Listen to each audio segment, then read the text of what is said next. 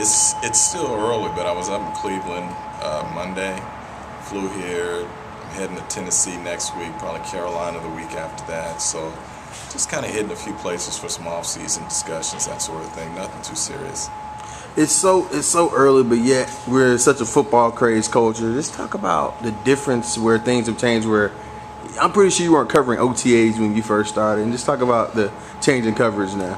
This league has gotten so big. I mean, if a player breaks a toenail, it's like it's news now. And in some ways, in my mind, it's out of whack a little bit. But fans have this insatiable appetite for the NFL, so you know, we got to be out and we got to cover it. Because the one thing I keep hearing from our people, it's like whatever you put up on our website on the NFL, it's going to get a lot of traffic.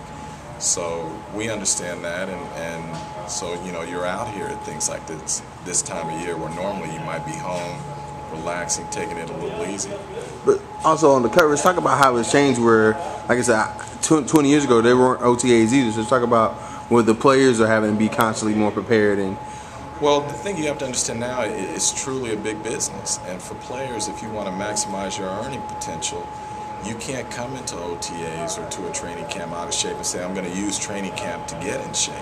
It's a year-round business now.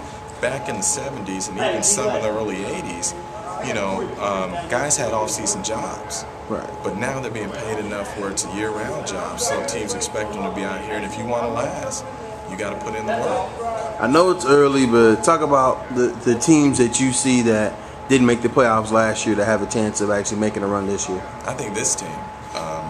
I really like Atlanta a lot. I think the two teams in the NFC that really intrigue me are the Packers and the Falcons, and I'm not going to back off that unless I see something different. Now, out of the teams who made it, do you see either the Saints or Colts going back to the Super Bowl? I don't see New Orleans going back.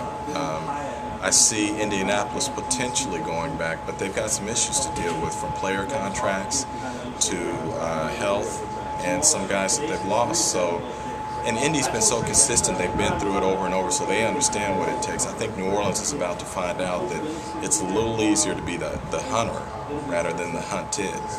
Yes, it's June, but I guess give us your June Super Bowl picks. Ooh, that is hard. If I would say right now, I'd say Green Bay, and I might say, without really thinking about it at this point, Indy.